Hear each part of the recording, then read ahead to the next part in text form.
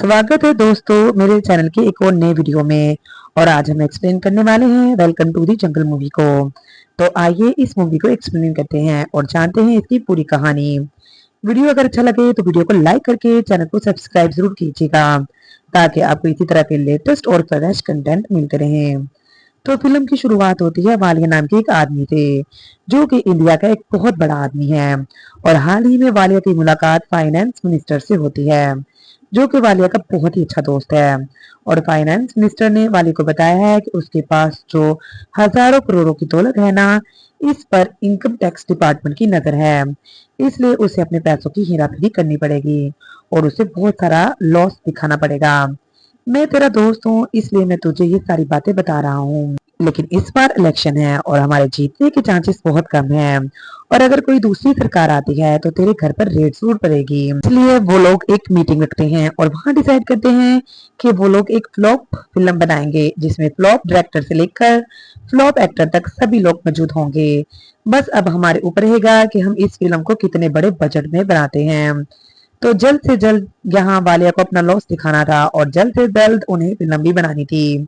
इसलिए वो इंडिया के सबसे बड़े दो फ्लॉप डायरेक्टर को बुलाते हैं, जिनका नाम देवदास होता है। उन्होंने अब तक 15 फिल्म डायरेक्ट की है, लेकिन मजाल है एक भी एवरेज निकल जाए या फिर थोड़ी सी हिट हो जाए। सारी की सारी फिल्म फ्लॉप नहीं बल्कि डिजास्टर साबित नहीं है। हालांकि उन फिल्मों का इतना बजट नहीं होता है, लेकिन इन लोगों के पास जो स्क्रिप्ट है और उस स्क्रिप्ट पर फिल्म बनाई जाए ना तो वो फिल्म 100% फ्लॉप होगी। इन्हीं की टीम में नैन्थिक नाम का एक कैमरामैन है, जिसकी एक आंख थोड़ी सी खराब है लेकिन दूसरी पूरी तरह से खराब है। लेकिन ये कैमरामैन है और यही पूरी फिल्म को भी शूट करेगा। इसे देखने के बाद वाले को पूरा यकीन हो जाता है कि ये फिल्म तो 100% फ्लॉप होने वाली है। अब बात कर लेते हैं हीरो की कि आखिरकार इस फिल्म में हीरो कौन होगा। तो देवदास यहाँ पर बताते हैं कि एक हीरो है जिसका नाम राजीव है, जो कि पहले टॉप का हीरो रहा करता था लेकिन अब पूरी तरह से फ्लॉप का हीरो है और अब भोजपुरी फिल्मों में थोड़ा बहुत काम करता रहता है। उसे ज्यादा काम नहीं मिलता और थोड़े बहुत पैसे ही मिलते हैं, जिसके बाद वह लोग राजीव से मिलने के लिए पहुंच जाते हैं। उस वक्त राजीव एक भोजपुरी फिल्म की शूटिंग कर रहा होता है। शूटिंग खत्म करने के बाद राजीव को 2000 मिलते हैं। तभी यहाँ पर देवदास आ जाते हैं, जो कि यहाँ पर राजीव को अपनी फिल्म के लिए साइन करना चाहते हैं। यहाँ राजीव ने फिल्म की स्क्रिप्ट बिना सुने ही फिल्म को हाँ कर दिया था, लेकिन फिर भी वो लोग कहानी सुनाने लगते हैं और जब वो लोग कहानी सुनाते हैं ना तो यहाँ राजीव जो है वो सो जाता है। लेकिन राजीव का असिस्टेंट उन लोगों को बताता है कि राजीव सो नहीं रहा है बल्कि वो थिंकिंग कर रहा है। असिस्टेंट इन्हें ये भी बताता है कि फिल्म में कोई भी लो एंगल नहीं होना चाहिए, वो किसी भी प्रकार का रोमांटिक सीन को नहीं करेंगे। उसी की भी एक वजह है और अब कहानी फ्लैशबैक में आ जाती है। बात कुछ ऐसी है कि 5 साल पहले राजीव को नादिया नाम की लड़की बहुत पसंद थी। दोनों रिलेशनशिप में थे, लेकिन राजीव को राखी नाम की लड़की बहुत पसंद किया करती थी। लेकिन राजीव नादिया के लिए पूरी तरह से लॉयल था, वो उससे सच्चा प्यार किया करता था। लेकिन एक दिन छोटी सी गलतफहमी की वजह से नादिया को ऐसे लगने लगा कि राजीव जो है वो राखी से प्यार करता है और वो उसे धोखा दे रहा है। इसी वजह से उनके बीच में ब्रेकअप हो जाता है। तब से राजीव ने कभी कोई गर्लफ्रेंड नहीं बनाई और ना ही फिल्म में लो सीन किए। राजीव के असिस्टेंट ने ये सारी बातें उन्हें बताई और जब वो ये सारी बातें बताता है तभी राजीव जो है वो उठ जाता है। और अब बात होती है पैसों की कि आखिरकार राजीव पैसे कितने लेगा। तो राजीव ने 50 बताया, जिसके लिए यहाँ पर वालिया की बेटी जेनी जो है वो फौरन ही मान जाती है और वो कहती है कि हम आपको 50 करोड़ देने के लिए पूरी तरह से रेडी हैं। और ये सुनने के बाद राजीव और उसका असिस्टेंट हैरान रह जाता है। असिस्टेंट यहाँ राजीव से कहता है कि तुमने 50 लाख सोचा होगा ना, जबकि राजीव कहता है कि मैंने 500 सोचा था। तब राजीव के मन में लालच आ जाता है और वो कहता है कि 50 करोड़ फिल्म शुरू होने से पहले चाहिए, 50 करोड़ फिल्म शुरू होने के बाद और 50 करोड़ फिल्म खत्म होने के बाद चाहिए। तब जैनी मान जाती है और कहती है कि हम आपको 200 करोड़ दे देंगे। अब ये सारी बातें खत्म होने के बाद हम देखते हैं देवदास को, जो कि आराम से बैठे हुए थे। तभी रोमियो नाम के बंदे का बार बार इनके पास कॉल आ रहा था और ये लोग बार बार उनका कॉल कट कर रहे थे। एक्चुअली रोमियो जो है एक बहुत बड़ा डॉन है। अब रोमियो के लोग देवदास को उठा लेते हैं, क्योंकि देवदास ने 5 लाख रुपए उनसे उधार लिए थे और अब यहाँ एंट्री होती है रोमियो और अन्ना की। यहाँ पे मालूम चलता है रोमियो और अन्ना जो है वो उदय और मजनू के भाई हैं। यहाँ हमें एक और बात मालूम चलती है कि जिस तरह मजनू भाई को पेंटिंग बनाने का बहुत शौक है, उसी तरह यहाँ पर रोमियो भाई को भी पेंटिंग बनाने का बहुत शौक है। उन्होंने एक पेंटिंग बनाई थी जिसमें घोड़े के ऊपर गधा था, लेकिन यहाँ पर रोमियो ने उनका सिंपल बनाया है और इस पेंटिंग में गधे के ऊपर घोड़ा है। तब देवदास उस पेंटिंग की बहुत तारीफ करते हैं और तभी यहाँ पर रोमियो और अन्ना को एक बात मालूम चलती है कि ये लोग एक फिल्म बना रहे हैं जिसमें इन्हें नए एक्टर की तलाश है। तब रोमियो और अन्ना ने सोचा कि क्यों ना हम भी फिल्मों में एक्टिंग कर लें। वो यहाँ पर देवदास से कहते हैं कि हमें 5 लाख नहीं चाहिए, बल्कि हमें फिल्मों में काम चाहिए और हमें लीड रोल भी चाहिए। देवदास यहाँ फौरन ही मान जाते हैं, लेकिन उनकी एक शर्त थी। वो कहते हैं कि बाकी के क्रू को ये बात नहीं पता चलनी चाहिए कि आप लोग डॉन हैं। अगर उन्हें ये बात मालूम चली तो ये फिल्म कभी बनेगी ही नहीं और कोई इस फिल्म में काम ही नहीं करेगा। इसलिए आपको बर्दाश्त करके चलना पड़ेगा। इसके लिए भी यहाँ पर रोमियो और अन्ना मान जाते हैं। आगे हम देखते हैं कि फिल्म की ओपनिंग थी और इस ओपनिंग में वालिया ने ढेर सारा पैसा खर्च किया था और यहाँ पे हमें बताया जाता है कि आखिरकार इस फिल्म का हिस्सा कौन कौन है। नजीब को भी यहाँ पर रोमियो और अन्ना के बारे में मालूम चल गया था, लेकिन नजीब को बताया गया था कि रोमियो और अन्ना जो है वो साइड एक्टर हैं और यही बात रोमियो और अन्ना को भी बताई गई थी कि राजीव जो है वो साइड एक्टर हैं। देवदास जो है वो हीरोइन की तलाश में थे। तब वालिया ने उनसे कहा कि मेरी बेटी जेनी जो है वो हीरोइन का रोल करेगी और अगर वो हीरोइन का रोल करती है तो ये फिल्म तो 100% फ्लॉप होने वाली है। इसके बाद हमें एक और एक्ट्रेस के बारे में बताया जाता है जिसका नाम नादिया है और वो भी इस फिल्म का हिस्सा है। उसे देखकर अजीत को बिल्कुल भी अच्छा नहीं लगा क्योंकि इनके बीच में अब रिश्ता खत्म हो चुका था। अब फिल्म शुरू होने से पहले सारे एक्टर्स की ट्रेनिंग होने वाली थी क्योंकि ये एक आर्मी बेस्ड मूवी है। इसी वजह से सबसे पहले सभी को ट्रेनिंग दी जाएगी, उसके बाद ही फिल्म की शूटिंग स्टार्ट होगी। और इन सभी को ट्रेनिंग देने वाली थी तेजस्वी बनी, जिसे सभी लोग तेजा कहकर पुकारते हैं। तेजा जो है वो बहुत ही खतरनाक है और बहुत ही स्ट्रिक्ट है। वो किसी के ऊपर भी कोई दया नहीं करती, चाहे कोई कितना भी उम्र दराज हो या फिर कोई कितना भी कमजोर क्यों ना हो।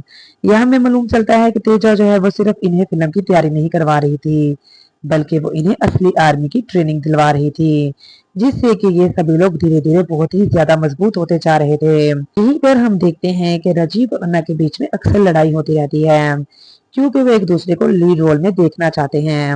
अब फाइनली इनकी ट्रेनिंग खत्म हो जाती है और अब फिल्म की शूटिंग भी स्टार्ट हो चुकी थी। शुरुआत में फिल्म का मोर्चा यहाँ राजीव ने संभाला क्योंकि वो एक्टिंग और एक्शन सीक्वेंस बहुत ही कमाल के करता है। इसी वजह से राजीव ने शुरुआत में ही रोल लेना स्टार्ट कर दिया था, लेकिन अन्ना को भी रोल चाहिए था। राजीव किसी तरह से बस कैमरे में आना चाहता है और उसे फिल्म में सबसे ज्यादा सीन चाहिए थे, इसलिए उसने खतरनाक स्टंट को भी चूज कर लिया था। और राजीव के अलावा ये सारे स्टंट जो हैं वो कोई भी नहीं कर सकता है। लेकिन ये सारे स्टंट को देखने के बाद अन्ना को बहुत बुरा लगा कि आखिरकार राजीव इतने अच्छे स्टंट कर रहा है तो उसे भी ये सारे सीन चाहिए। तब देवदास मान जाता है और कहता है कि चलो तुम्हारा भी कोई ना कोई स्टंट शूट करते हैं। अब राजीव जिस चोपर पर लटका हुआ था उसी चोपर पर यहाँ पर अन्ना को भी लटका दिया जाता है, लेकिन अन्ना को तो यहाँ ऊंचाई से डर लगता है, इसलिए वो बहुत ही ज्यादा घबरा रहा था और वह कहता है कि मैं ऐसे कोई भी सीन नहीं करूंगा। तब अन्ना को वहां से नीचे उतार दिया जाता है। अब हमें फिल्म की स्क्रिप्ट के बारे में पता चलता है कि बीच फिल्म में ही राजीव जो है वो विलन के हाथों से मारा जाने वाला था, लेकिन जब ये बात राजीव को मालूम चली तो उसने डिसाइड किया कि वो मरेगा नहीं। फिल्म की शूटिंग स्टार्ट होती है और राजीव के ऊपर ढेर सारी गोलियां चलाई जाती हैं, लेकिन राजीव मरता ही नहीं है। जब उसे पूछा जाता है कि आखिरकार वो मर क्यों नहीं रहा है, तो राजीव बताता है कि वो मरने में जान डाल रहा है। अगले सीन में हम देखते हैं कि मालिया बहुत खुश हो रहा था क्योंकि उसने अपना लॉस दिखाना स्टार्ट कर दिया था, लेकिन तभी उसके घर पर इनकम टैक्स डिपार्टमेंट की रेड पड़ जाती है और उसके घर से हर एक चीज जो है वो इनकम टैक्स डिपार्टमेंट वाले लोग लेकर चले जाते हैं। और यहाँ वालिया जो है वो पूरी तरह से कंगाल हो चुका था, इसलिए वालिया अपने मैनेजर धोबी के पास कॉल लगाता है और कहता है कि पूरी तरह से कंगाल हो गया है और अब वो फिल्म में कोई भी पैसा इन्वेस्ट नहीं करने वाला और हो सके तो इस फिल्म को जल्द से जल्द कंप्लीट करो। अब उससे कोई फ्लॉप फिल्म नहीं चाहिए, बल्कि एक हिट फिल्म चाहिए क्योंकि वो पूरी तरह से कंगाल हो चुका है और यही वो फिल्म है जिससे वो अब करोड़पति बन सकता है। तब वालिया का मैनेजर दुबे से ये सारी बातें देवदास को बता देता है। देवदास को जब ये बात मालूम चली तो आखिरकार वो हैरान रह गए, क्योंकि एक दिन में फिल्म कैसे कंप्लीट होगी भला। क्योंकि फिल्म अभी सिर्फ 10% ही शूट हुई थी और अभी फिल्म बनने में कम से कम 1 महीना तो उन्हें चाहिए। और कोई नॉर्मल एक्टर्स भी होते हैं तो बात बन जाती, लेकिन उनके साथ जो एक्टर्स हैं ना वो सारे के सारे एक नंबर के नमूने हैं। उनके साथ एक दिन में फिल्म को कंप्लीट करना एक बहुत बड़ी बात है। अब सारे एक्टर्स बैठे हुए थे, तब वो सभी लोग सोच रहे थे कि आखिरकार उन्हें रोल कैसे मिलेगा।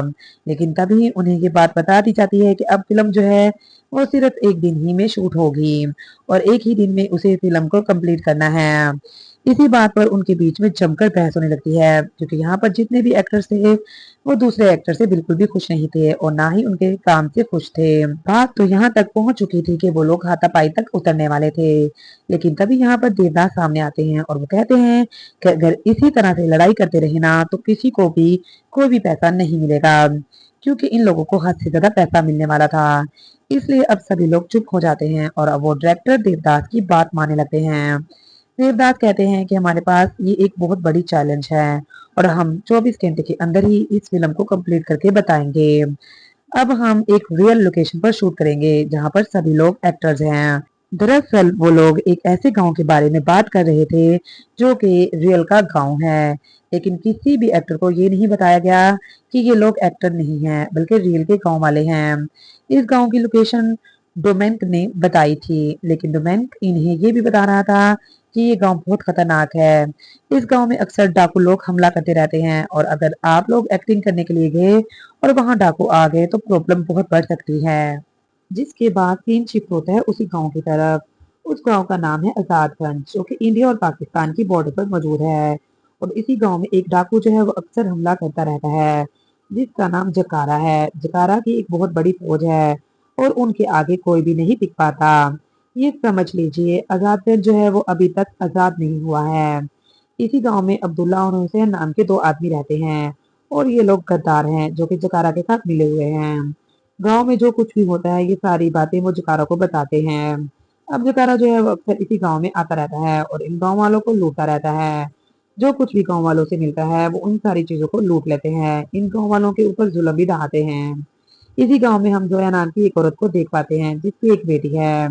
इसके पिता को कुछ डाकू ने मार दिया था और जोया जो है वो अक्सर सिर्फ एक ही ख्वाब देखती है कि उनका आजादगंज जो है वो किसी तरह से आजाद हो जाए। लेकिन जकारा जो है वो यहाँ जोया को बहुत पसंद करता है, लेकिन जोया ने हमेशा जकारा को नकारा ही है। और यहाँ जकारा जो है वो बिल्कुल भी जोया के साथ जबरदस्ती नहीं करता। जकारा चाह रहा है कि जोया अपनी मर्जी से जकारा को एक्सेप्ट करे और उसी के साथ रहने लगे। जोया की एक बेटी भी है जिसका नाम उर्फी है और बचपन में ही उसकी आवाज चली गई थी। इस वजह से अब वो कुछ बोल नहीं पाती है, लेकिन गांव वाले इन डाकुओं के हमले से अक्सर परेशान रहते हैं और वो अपनी जिंदगी जो है वो ठीक ढंग से भी जी नहीं पा रहे हैं। उन्हें हमेशा इन डाकुओं से डर लगता है। अगले सीन में हम देखते हैं कि देवदास को ऐसा लगा कि जिस दिन वो फिल्म की शूटिंग करने के लिए आजादगंज में जाएंगे, ऐसा थोड़ी होगा ना उसी दिन वो लोग अटैक करने के लिए पहुंच जाएं। इसलिए वो लोग तो फिल्म की शूटिंग करके चुपचाप वापस आ जाएंगे।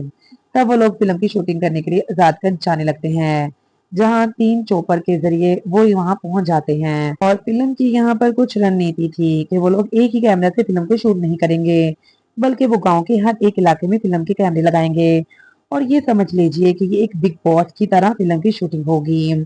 सभी को सीन समझा दिए जाते हैं कि यहाँ पर कुछ टेररिस्ट जो है वो अटैक करेंगे और उन लोगों को हमें मारना है। अब वहां पहुंचते ही इनकी मुलाकात हो जाती है अब्दुल्ला और हुसैन से।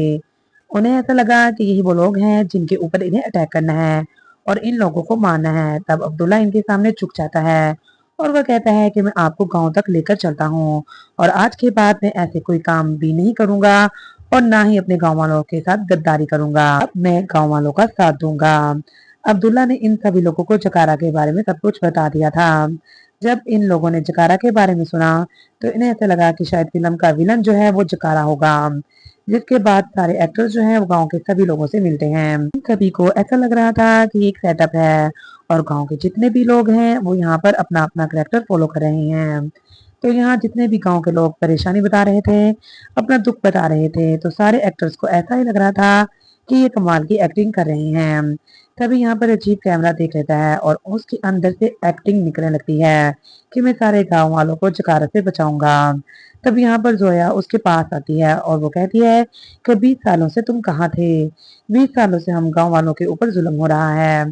सभी लोग बहुत दुखी हैं, सभी लोग बहुत परेशान हैं। हम कुछ नहीं कर सकते हैं। और यहाँ पर सभी को ऐसा लग रहा था कि जोया जो है वो एक्टिंग कर रही है, वो भी कमाल की। ये देखकर यहाँ नादिया भी कहने लगती है कि अगर ऐसा ही चलता रहा तो ये हमारा कैरियर खा जाएगी। तो यहाँ देवदास को एक दिन में फिल्म कंप्लीट करनी है, लेकिन उन्होंने अपने सारे एक्टर्स को ये नहीं बताया कि करना क्या है। बस सिचुएशन समझा दी है और बाकी का काम जो है वो अजीब कर दे रहा था। और यहाँ पर बहुत ही तगड़े तगड़े डायलॉग मार रहा था कैमरे के सामने खड़े होकर, क्योंकि इसे यहाँ पर बहुत सारे सीन चाहिए। अब देवदास ने सोचा कि हमें फिल्म को तेजी से आगे बढ़ाना होगा, इसलिए हमें फिल्म का क्लाइमेक्स शूट करना पड़ेगा। हमें 3 से 4 लोगों को ढूंढना होगा जो कि विलन बनकर यहाँ पर आएंगे और इन लोगों से फाइट करें। तब वो लोग ये डिसाइड करते हैं कि एक काम करते हैं, 4 लोगों को ढूंढ कर ले आते हैं। फिर यहाँ पर हम एक फाइटिंग सीक्वेंस रखवाते हैं और इस फिल्म को यहीं पर समाप्त कर देंगे। तो अब वो लोग विलन ढूंढने के लिए निकल पड़ते हैं गांव की तरफ। लेकिन तभी यहाँ पर जकारा के 4 गुंडे आ जाते हैं और उन्हें यहाँ पर देखकर देवदास को ऐसा लग रहा था कि ये काम देव या फिर दास का है। इसी वजह से वो कहते हैं कि ये काम तो बहुत ही अच्छा किया है। और उनके आने के बाद यहाँ पर जितने भी एक्टर्स थे ना, वो सभी लोग जकारा के उन 4 बंदों पर टूट पड़ते हैं और उन्हें बहुत ही बेरहमी से मारने लगते हैं, क्योंकि यहाँ पर सिर्फ सिचुएशन समझाई गई थी, किसी को भी रोल समझाया नहीं गया है। इसी वजह से हर एक इंसान जो है वो फ्रेम में आना चाहता है और ज्यादा से ज्यादा सीन में आना चाहता है। अब वो 4 लोग जो हैं वो जकारा के पास भाग जाते हैं। अब देवदास ने सोचा क्यों ना यहाँ पर एक फिल्म का सॉन्ग रखा जाए और उसके बाद हम इस फिल्म को यहीं पर समाप्त कर देंगे। तो वो लोग ऐसा ही करते हैं, फिल्म में एक सॉन्ग होता है जहाँ पर फिर गाँव वाले बहुत खुश थे। देवदास सोच रहे थे कि ये फिल्म जो है वो हैप्पी एंडिंग की तरफ बढ़ रही है, लेकिन गांव के लोगों को इनके सारे नकली सोल्जर से बहुत ज्यादा उम्मीदें आ गई थी। उन्हें ऐसा लग रहा था कि लोग हमें बचा लेंगे। लेकिन तभी आगे हम देखते हैं कि जकारा और उसके असली गुंडे जो हैं वो अब गांव पहुंच चुके थे और इस बार सिर्फ 4 लोग नहीं थे, बल्कि सैकड़ों गुंडे जो हैं उन लोगों के पास पहुंच चुके थे। और उन्हें देखकर यहाँ पर राजीव की एक्टिंग जो है वो अपने आप बाहर निकल रही थी। वो करेक्टर में ही था और उसके आने के बाद तो वो इनके सामने डायलॉग मारना स्टार्ट कर देता है। लेकिन तभी यहाँ पर देवदास को मालूम चलता है कि दरअसल में ये लोग असली गुंडे हैं और जो जुकारा नाम हमने सुना था ना, वो यही बंदा है। धीरे धीरे करके देवदास अपने सारे एक्टर्स को जुकारा के बारे में बता देते हैं कि ये असली गुंडा है, लेकिन अजीब को किसी ने भी कुछ नहीं बताया था। थोड़ी देर के बाद जब यहाँ जकारा ने शूट करना स्टार्ट किया, तब यहाँ पर राजीव को भरोसा हुआ कि सचमुच ये जकारा है और अब उनकी जान खतरे में है। और जकारा के सामने इतने सारे डायलॉग मारने के बाद अब यहाँ राजीव को ऐसा लग रहा था कि अगर जकारा सबसे पहले किसी इंसान को मारेगा तो वो मैं ही हो सकता हूँ। इसलिए वो डिसाइड करते हैं कि गैंग में से कौन जकारा के पास बात करने के लिए जाएगा। वो सोचते हैं कि दिलेर मेहंदी को भेजना चाहिए, लेकिन दिलेर कहता है कि दिलेर नाम रखने से कोई भी दिलेर नहीं हो जाता है। मेरी पत्नी का नाम शांति है, लेकिन वो हमेशा चप्पल चप्पल करती रहती है। मेरी साली का नाम शर्मिला है, लेकिन उससे बेशरम लड़की मैंने आज तक नहीं देखी।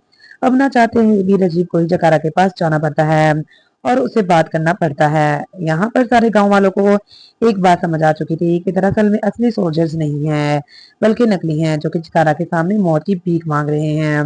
उन्हें किसी तरह से अब जकारा को कुछ करना था, तभी जकारा उन्हें जिंदा छोड़ता। इसलिए यहाँ पर चीनी, नादिया और अजीब जो है वो जकारा के सामने डांस करने लगते हैं ताकि जकारा का मन पिघल जाए और उन्हें छोड़ दे। लेकिन जकारा का मन नहीं बता और वो तो अभी भी इन्हें मारना चाहता है। तभी यहाँ पर सामने आती है जोया। जोया यहाँ पर उन लोगों से कहती है कि मुझे पता है कि तुम लोग जो है वो नकली सोल्जर्स हो और शायद तुम हमें कभी नहीं बचा पाओगे और तुमने जो हमें धोखा भी दिया है, लेकिन तुम भी इंसान हो और मैं नहीं चाहती हूँ कि तुम मरो, क्योंकि तुम बहुत सारे हो। इसलिए वो जकारा से कहती है कि मैं तुम्हारे साथ चलने के लिए तैयार हूँ। ये बात सुनने के बाद जकारा खुश हो जाता है और वो कहता है कि ये चीज तो मुझे चाहिए थी। मैं शाम को 5:30 पर आऊंगा और तुम्हें यहाँ से ले जाऊंगा। तुम तैयार रहना, तब तक तुम सारे नकली सोल्जर यहाँ से चले जाना। इतनी बात सुनने के बाद तो सारे के सारे एक्टर्स यहाँ से जाने लगते हैं।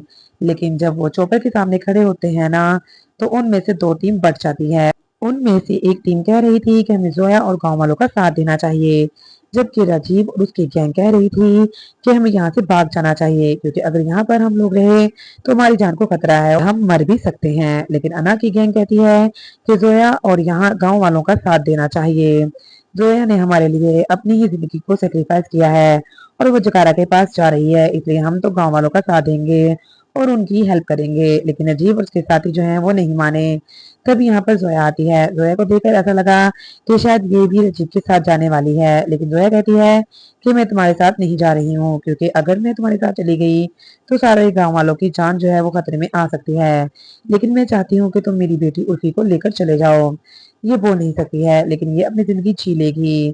तब यहाँ पर अजीब उसे अपने साथ लेकर जाने लगता है, लेकिन तभी बीच रास्ते में ही यहाँ पर उर्फी की आवाज वापस आ जाती है और वो जोर जोर से मार चिल्लाने लगती है। दूसरी तरफ हम देखते हैं कि अना और उसकी गैंग गांव पहुंच जाती है, जहां पर कि जकारा के बहुत सारे लोग अभी भी गांव में मौजूद थे और वो गांव वालों पर जुल्म कर रहे थे।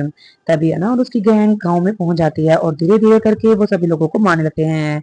लेकिन एक सिचुएशन ऐसी भी आई थी जबकि ये सारे गुंडे जो हैं इन लोगों पर बारी पर रहे थे, लेकिन ऐसा लग रहा था कि अना की गैंग जो है वो यहीं पर मारी जाएगी। लेकिन तभी यहाँ पर एंट्री होती है राजीव और उसके लोगों की, जो कि यहाँ पर हीरो वाली एंट्री करते हैं और यहाँ पर इन लोगों को वो बहुत ही बेरहमी से मारना स्टार्ट कर देते हैं। यहाँ पर बहुत ही कमाल की लड़ाई होती है और उन लोगों ने जकारा के सभी लोगों को मार गिराया था और इसी तरह से ये जंग जीत गई थी। लेकिन जंग अभी खत्म नहीं हुई थी, क्योंकि जकारा के बहुत सारे लोग अभी भी जकारा के साथ ही मौजूद थे और उनके पास इतना असला बरूद भी नहीं है कि वो जकारा से लड़ाई कर सके। तभी यहाँ अब्दुल्ला बताता है कि मुझे यहाँ जकारा के उस गोदाम के बारे में मालूम है जहाँ पे जकारा के असला बरूद रखे रहते हैं। तब वो लोग इस गोदाम पर पहुंचते हैं। जब उस गोदाम को अच्छी तरह चेक किया जाता है तो उसी गोदाम के अंदर उन्हें कुछ इंडियन सोल्जर्स मिलते हैं, जो कि 15 साल से यहीं पर कैद थे। और यहीं पर हम राजीव के पिता विश्वासजीत कोहली को देख पाते हैं, जो कि 15 साल से लापता थे और राजीव इन्हें ढूंढ रहा था। लेकिन विश्वासजीत की जुबान काट दी गई थी, इसलिए वो ततला बोलता है और इसी वजह से वो ज्यादा बात भी नहीं करता है। सबसे पहले विश्वासजीत कर्नल के पास कॉल करता है और उसे बताता है कि आजादगंज पर जल्द से जल्द हमला होने वाला है, लेकिन हम आजादगंज के हर एक इंसान को बचा लेंगे। हम सभी लोगों को बॉर्डर के पास ले आएंगे और आप 20 मिनट के बाद आजादगंज पर एयर स्ट्राइक कर देना और उसे पूरी तरह से खत्म कर देना। ये बात यहाँ पर सोल्जर्स मान चुके थे। वो 20 मिनट के अंदर ही वहां पर हमला करने वाले थे, लेकिन उससे पहले यहाँ पर सारे सोल्जर्स और यहाँ सारे एक्टर्स को आजादगंज की हर एक इंसान को बॉर्डर तक लाना था, तभी इनकी जान बच सकती थी। और तभी हम देखते हैं कि यहाँ पर जकारा के लोग पहुंच जाते हैं, जो कि अब बहुत सारे लोगों को लेकर आए थे। सभी लोग इन लोगों पर अटैक कर देते हैं, लेकिन ये सारे एक्टर्स जो हैं इन लोगों पर बारी पर रहे थे और अब यहाँ विश्वासजीत कोहली और उनके सोल्जर्स भी यहाँ पर मौजूद थे, इसलिए ये लोग किसी तरह से जकारा के गुंडों पर बारी पर रहे थे। अब लड़ाई जीतने के बाद सभी लोग जो हैं वो बॉर्डर तक पहुंच चुके थे। सारे इंसान बॉर्डर तक पहुंच चुके थे, लेकिन कुछ लोग बॉर्डर तक अभी भी नहीं पहुंचे थे, जिनमें सबसे पहले नाम था विश्वासजीत कोहली का, जो कि अभी भी जकारा के लोगों से लड़ रहा था, और दूसरा नाम था उर्फी का, जो कि जंगल में ही कहीं खो गई थी। तब विश्वासजीत कोहली यहाँ पर उर्फी को देख लेता है और उसे वो अपने साथ ले जाने का सोचता है, लेकिन उसी वक्त तो यहाँ पर जकारा और उसके लोग भी विश्वासजीत तक पहुंच चुके थे। लेकिन यहाँ विश्वास जिन उन लोगों से लड़ाई करता है और आखिर में सिर्फ और सिर्फ जकारा बचता है। जकारा बहुत ही खतरनाक आदमी है और अब उनके बीच में आपस में ही लड़ाई होती है। ये लड़ाई बहुत देर तक चलती है, लेकिन आखिर में यहाँ पर लड़ाई जो है वो विश्वासजीत कोहली जीतता है और जकारा को धूल चटा देता है। बीच लड़ाई में ही विश्वासजीत ने यहाँ पर उर्फी से कह दिया था कि वो बॉर्डर की तरफ भाग जाए। तब उर्फी ने ऐसा ही किया था, वो बॉर्डर की तरफ भाग गई थी और किसी तरह से वो बॉर्डर तक पहुंच चुकी थी। और फिर थोड़ी देर के बाद देखते ही देखते पूरे का पूरा आजादगंज को उड़ा दिया जाता है। बहुत ही पावरफुल ब्लास्ट होता है और सभी को ऐसा लग रहा था कि इस ब्लास्ट में विश्वासजीत कोहली को सभी ने खो दिया है। इसे देखकर यहाँ पर अजीब जो है वो बहुत रोने लगता है, क्योंकि इसके पिता से मिले हुए उसे कुछ देर ही हुई थी और अब फिर से भगवान ने उसके पिता को छीन लिया। राजीव बहुत रो रहा था, लेकिन तभी अचानक से पीछे से उसके पिता आ जाते हैं और वो कहते हैं कि मैं इतनी जल्दी मरने वालों में से नहीं हूँ। अब राजीव यहाँ पर सुपारी खाते हैं और उनकी आवाज जो है वो बिल्कुल ठीक हो जाती है। वो ततराना बंद कर देते हैं और सभी को एक बहुत ही अच्छी स्पीच देते हैं। थोड़ी देर के बाद यहाँ पर कर्नल भी आ चुके थे और उनसे भी सुपारी खाकर ही बात कर रहे थे, लेकिन कर्नल ने उनसे कहा कि तुम्हें सुपारी थूक कर बात करनी चाहिए, ये बैड मैनर्स हैं। अब यहाँ पर विश्वास जी सुपारी थूक देते हैं और फिर से ततराना स्टार्ट कर देते हैं और फिर फ़िल्म जो है वहीं पर समाप्त हो जाती है। आप इस फ़िल्म को 10 में से कितने स्टार देना चाहेंगे? ये कमेंट बॉक्स में ज़रूर बताइएगा दोस्तों। तो उम्मीद करती हूँ आपको ये वीडियो पसंद आई होगी। वीडियो पसंद आई हो तो वीडियो को लाइक करके चैनल को सब्सक्राइब ज़रूर कीजिएगा ताकि आपको इसी तरह के लेटेस्ट और फ्रेश कंटेंट मिलते रहें। मिलते हैं एक और कमाल की वीडियो के साथ, तब तक आप हमारे चैनल के साथ बने रहिए। धन्यवाद।